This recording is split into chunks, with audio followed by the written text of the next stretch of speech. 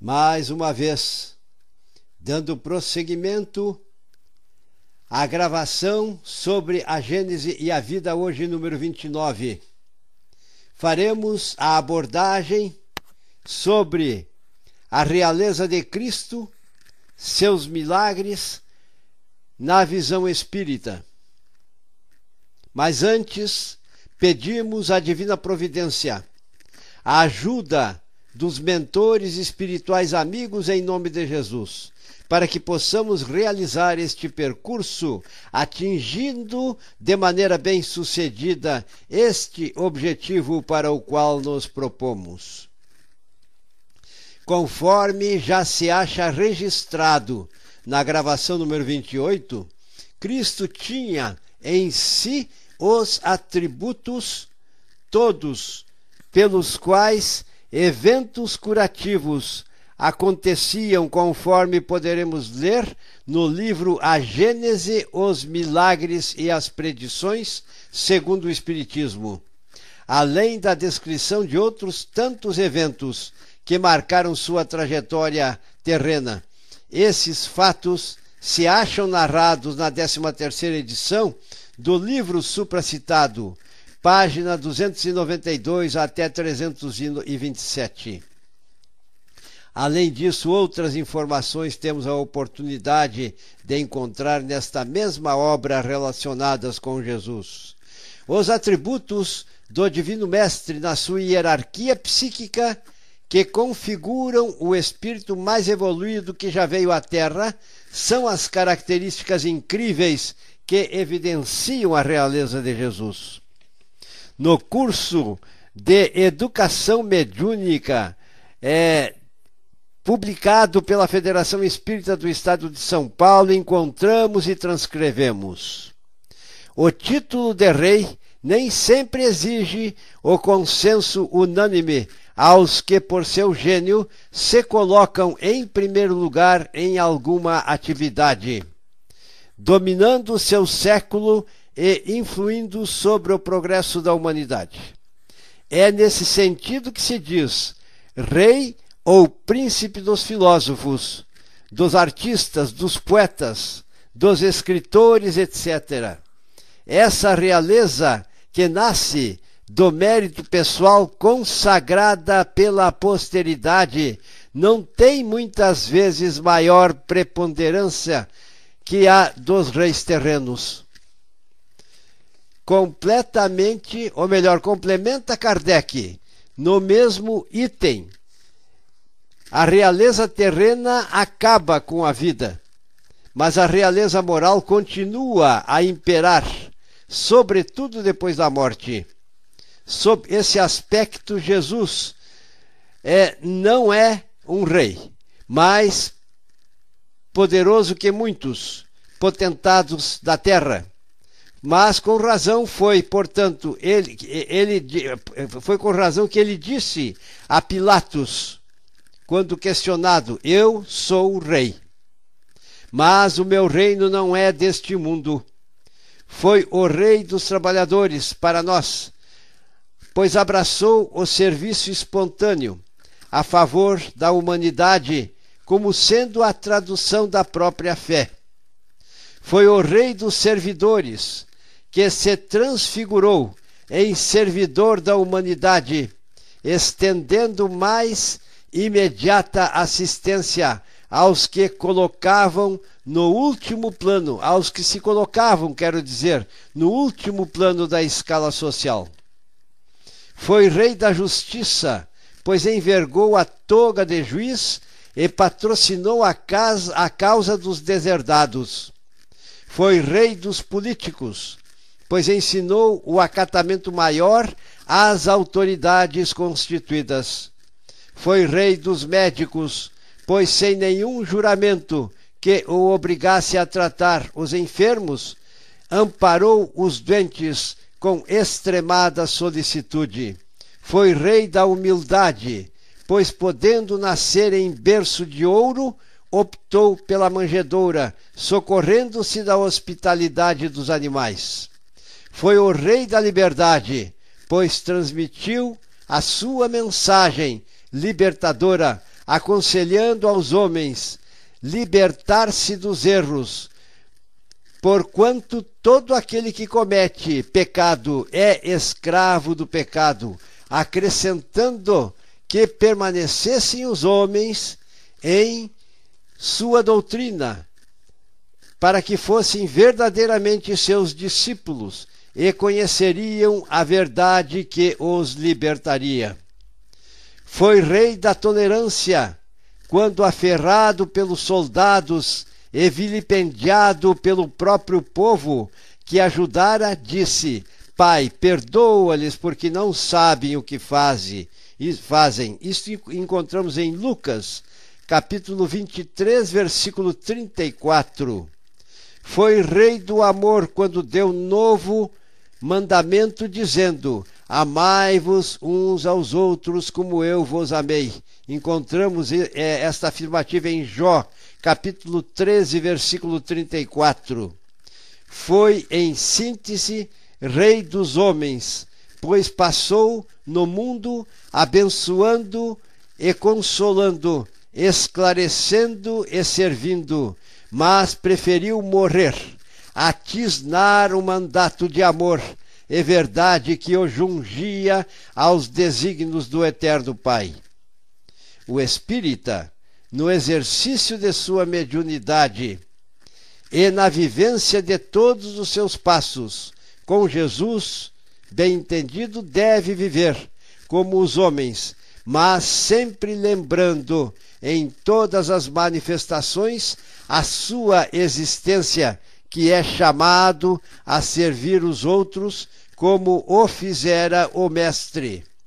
Deve ter sempre o ensinamento de Kardec como lembrança. Reconhece-se o verdadeiro espírita pela sua transformação moral e pelos esforços que faz para dominar as suas más inclinações. Este texto encontramos no Evangelho segundo o Espiritismo, capítulo 17. Além da lição de Jesus, das recomendações de Kardec e dos Espíritos na codificação, deve o médium lembrar-se das palavras de André Luiz, quando ensina: compenetra-te dos seus deveres sagrados, sabendo que o medianeiro honesto para consigo mesmo chega à desencarnação com a mediunidade gloriosa, enquanto que o medianeiro negligente atinge o rio da morte com a tortura de quem desertou da própria responsabilidade. A mediunidade não se afasta de ninguém. É a criatura que se distancia do mandato mediúnico que o plano superior lhe conferiu. Os espíritas, no exercício de sua mediunidade e na vivência de todos os seus passos, devem ter Jesus como modelo e guia. É preciso que digamos, e não obstante que, devido às imperfeições típicas do estágio evolutivo que estamos vivenciando, embora os médios tenham esta meta como razão de ser, muitos dos seres humanos fracassam em tal finalidade. Com os homens, sem os homens, apesar dos homens, a doutrina tem que ir para a frente. Pelos predicados de Cristo, que hoje conseguimos analisar, além de outros que não se acham ao alcance de nossa capacidade interpretativa, sabemos que o Mestre foi o Espírito mais perfeito que a humanidade recebeu e que concretizou as ordens que a inteligência suprema estabeleceu. O Pai me recomendou para que nenhuma das suas ovelhas ou das ovelhas do seu rebanho se perca.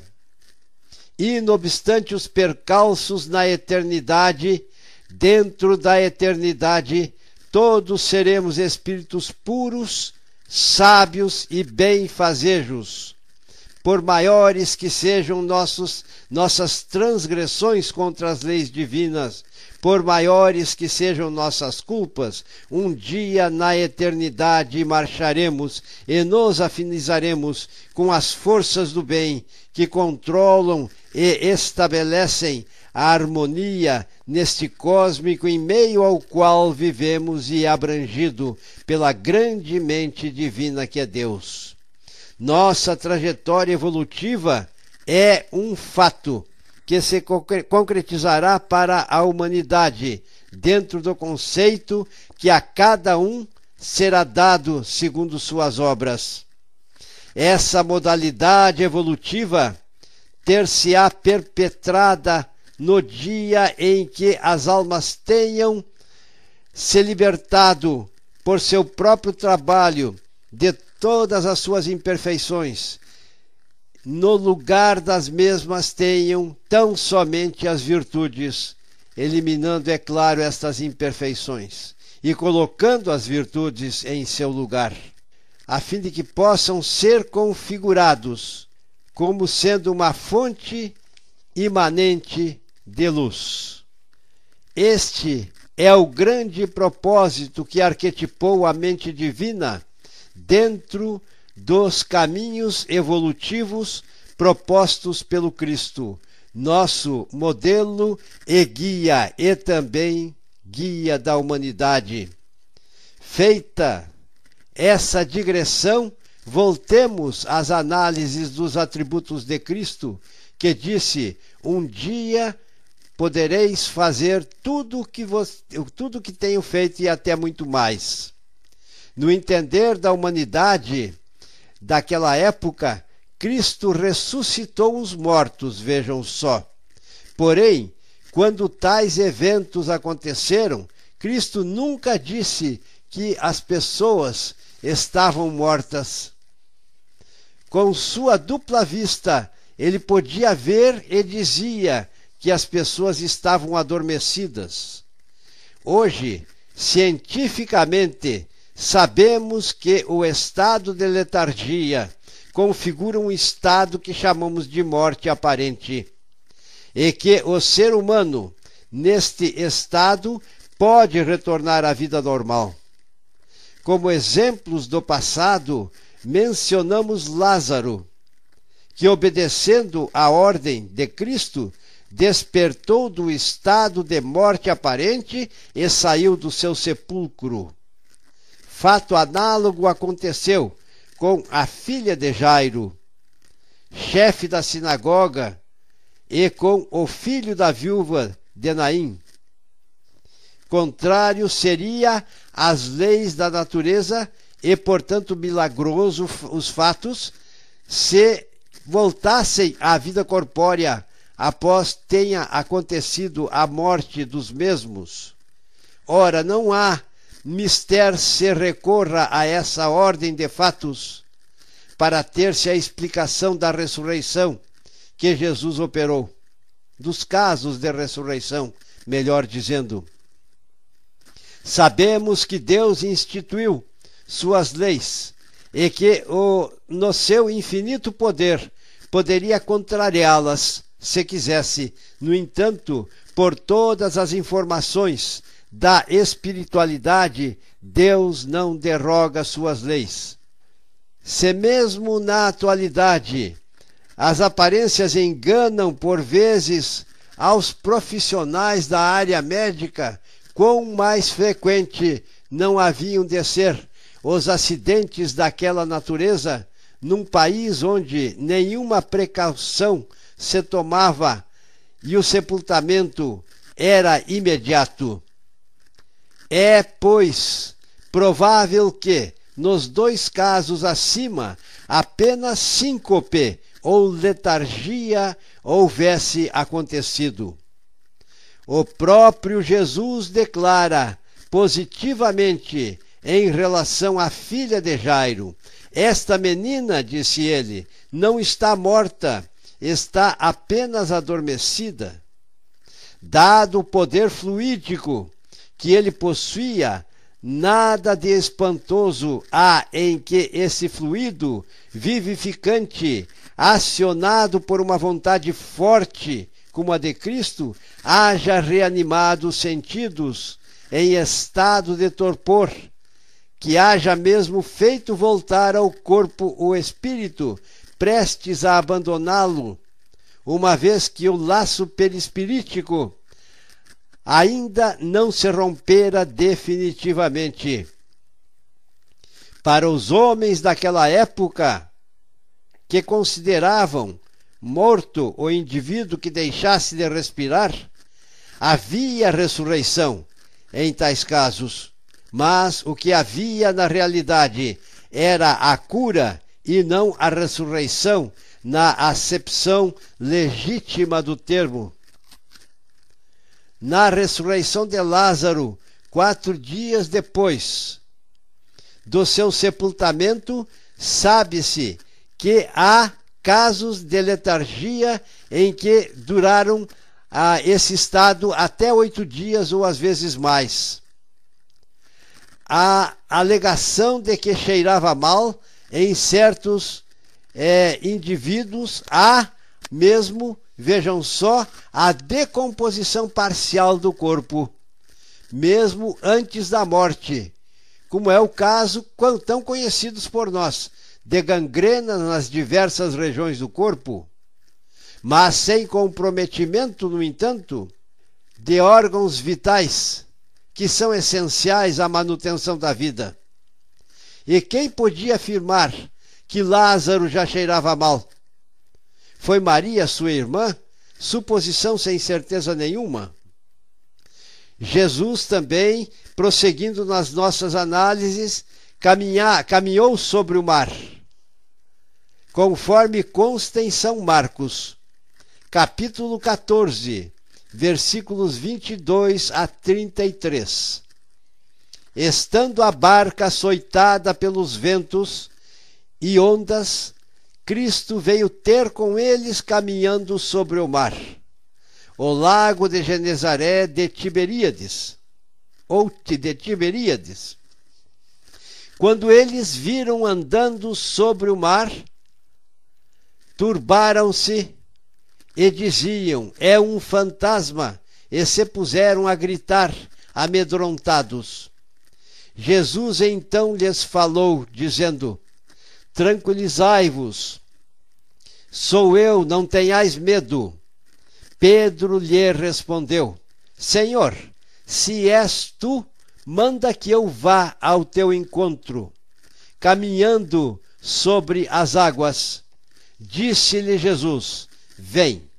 Pedro, descendo da barca, caminhava sobre as águas ao encontro de Jesus.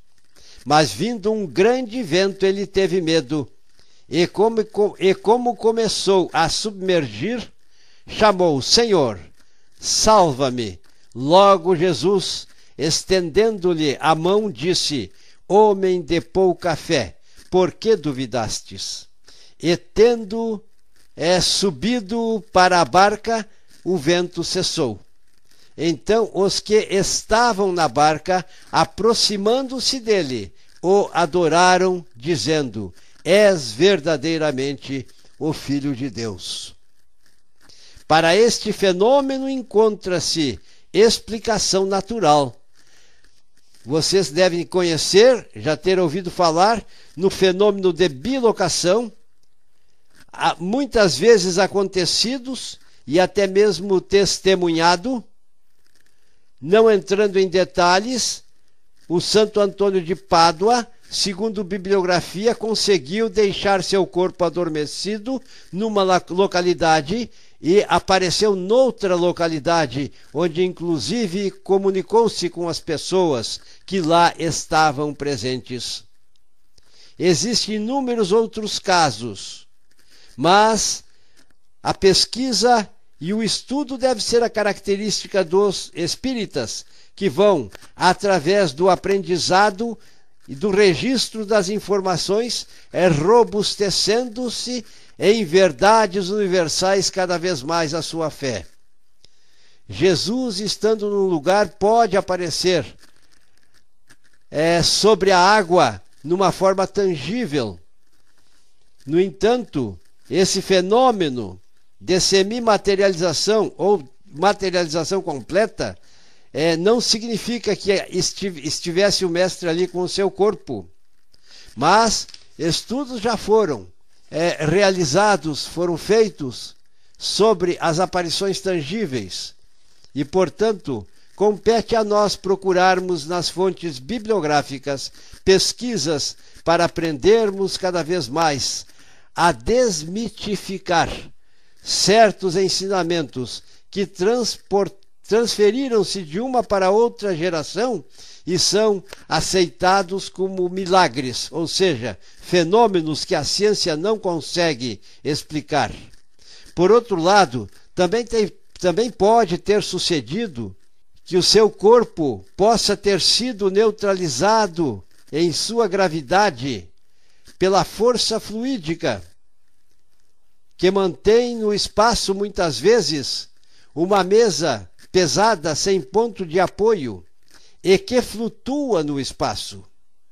Idêntico efeito se produz, muitas vezes, com os corpos humanos. Dizemos também, mais uma vez, fontes bibliográficas, como, por exemplo, no livro que traz por título Fatos Espíritas, redigidos por William Crookes, cientista que pertenceu à Academia Real de Ciências em Londres, nos relatam exemplificações destes fatos. Nós vamos agora, de imediato, prosseguindo na descrição e análise dos atributos de Cristo, falar no fenômeno de transfiguração, que até hoje não é muito bem entendido pela totalidade de nós, trabalhadores da doutrina espírita. 6 dias depois, isso é um conteúdo bíblico, tendo chamado à parte Pedro, Tiago e João, Jesus levou-os consigo ao Monte Tabor, e lá se transfigurou diante deles. Enquanto orava, seu rosto pareceu inteiramente outro. Estou me referindo, é claro, ao Mestre. Suas vestes se tornaram brilhantemente luminosas e brancas, qual a neve, e que não há pisoeiro na terra que possa fazer alguma tão alva. E eles viram aparecer Elias e Moisés e entreter com o Mestre Jesus conversação, uma palestra. Então disse Pedro, que presenciava esses eventos, a Jesus: Mestre, estamos tão bem aqui, façamos 3 tendas, uma para ti, outra para Moisés e outra para Elias. É que ele não sabia o que dizia, tão espantado que ficou. Ao mesmo tempo, apareceu uma nuvem que os cobriu, e dessa nuvem uma voz partiu, fazendo ouvir estas palavras: Este é o meu filho bem-amado, escutai-o. Logo, olhando para os lados, e a ninguém mais vendo, senão a Jesus, que ficara somente com eles, não souberam exatamente o que tinha acontecido. Quando desciam do monte, que é o Monte Tabor, Jesus ordenou-lhes a eles que a ninguém falassem o que tinham presenciado, até que o Filho do Homem ressuscitasse dentre os mortos. E eles conservaram em segredo o fato, inquirindo uns com os outros o que teria ele querido dizer com estas palavras, até que o homem tenha ressuscitado dentre os mortos.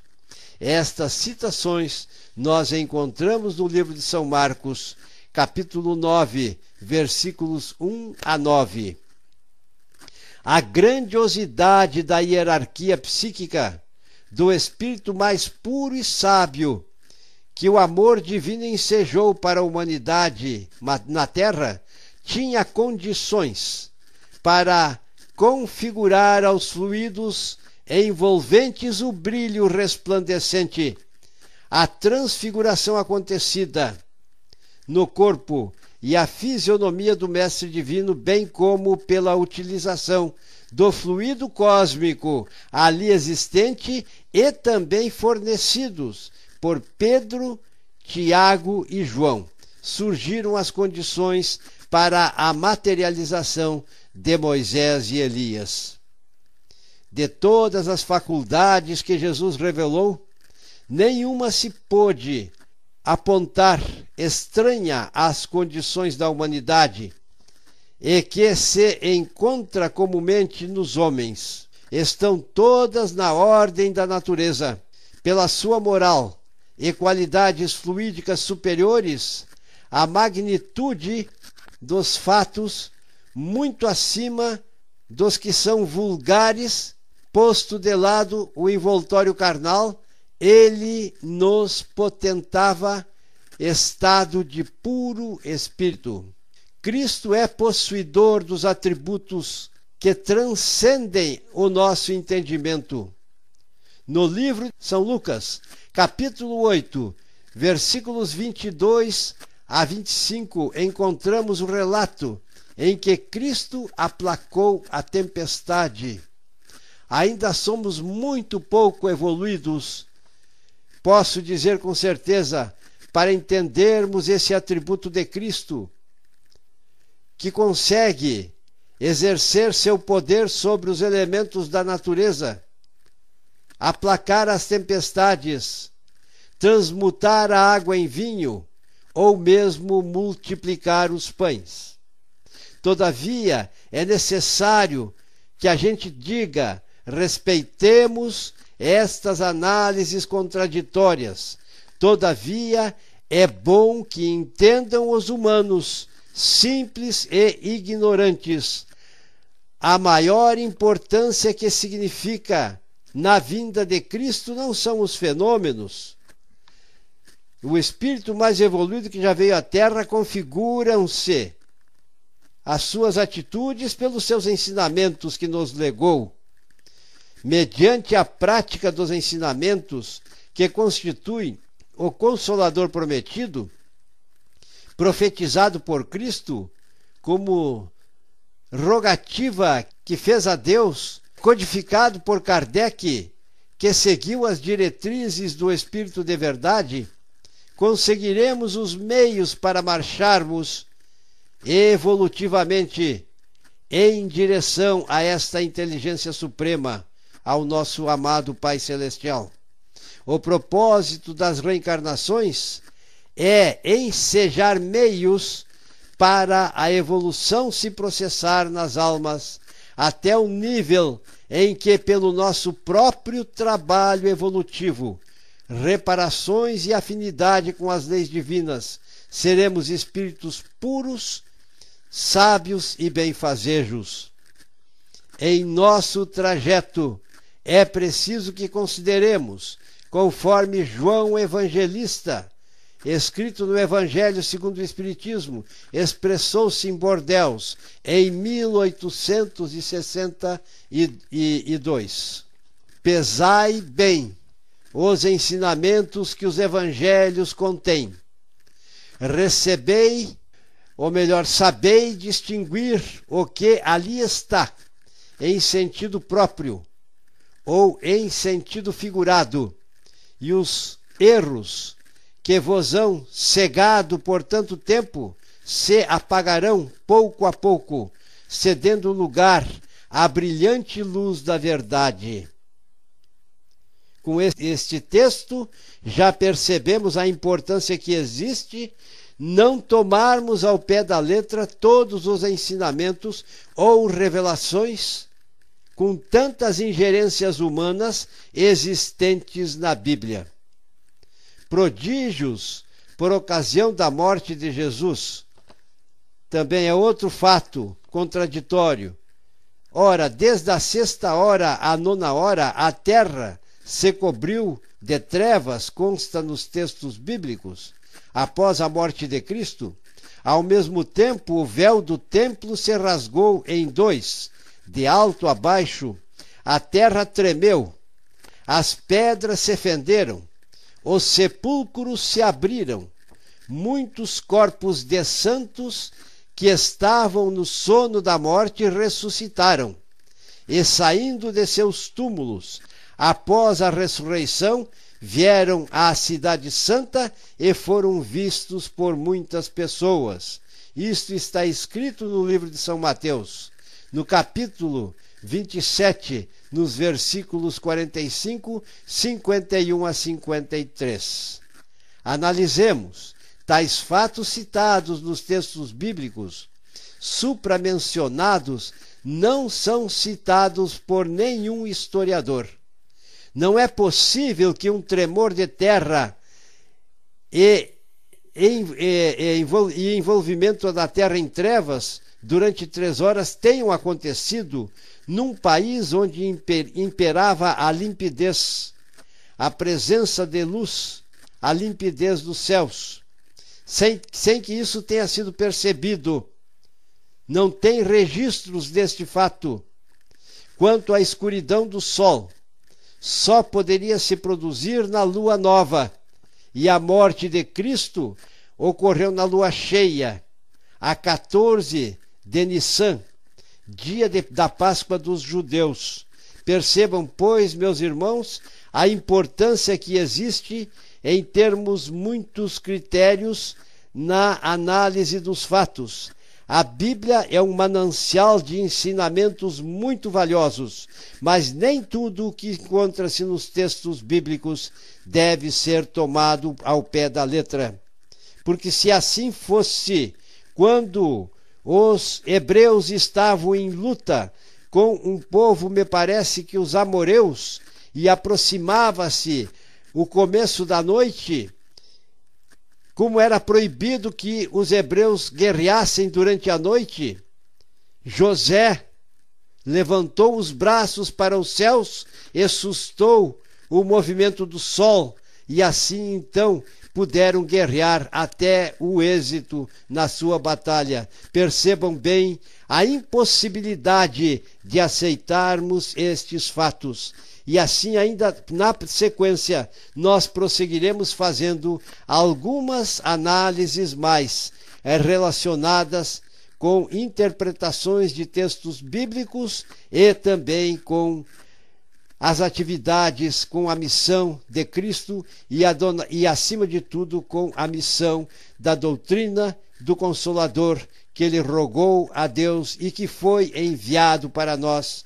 O cristianismo redivivo que hoje nós estamos vivenciando com a reencarnação, porque não podem mais nos proibir de crermos na reencarnação como aconteceu no passado, pois a Bíblia está repleta de revelações que mostram a existência de um plano, do plano espiritual, e a existência também de fenômenos de materialização e, igualmente, as provas comprobatórias da reencarnação no diálogo de Jesus com um sacerdote, o senador dos judeus, que aconteceu e que se acham nos textos bíblicos. Assim, meus irmãos, nós concluímos a parte de hoje para prosseguirmos na próxima gravação até que concluamos o percurso destes temas que nos traduzem as verdades referenciais para a nossa trajetória evolutiva, mas que precisam, no entanto, serem interpretadas segundo a mensagem que o próprio João Evangelista, via psicográfica, nos recomendou que fizéssemos, e aqui mesmo foram exemplificados a respeito de fatos inverossímeis que não podem acontecer. Deus é amor. Deus não foi um Deus guerreiro. Deus é amor em todos os tempos. E suplicamos a esse Deus, suplicamos aos seus mensageiros divinos, em nome de Jesus, que nos auxiliem, e não obstante nossas limitações, para que possamos de modo completo fazer o percurso dessas análises, desses estudos que estamos realizando, relacionados com a Gênese, a vida, as predições e os milagres. Obrigado, Jesus, e que assim seja.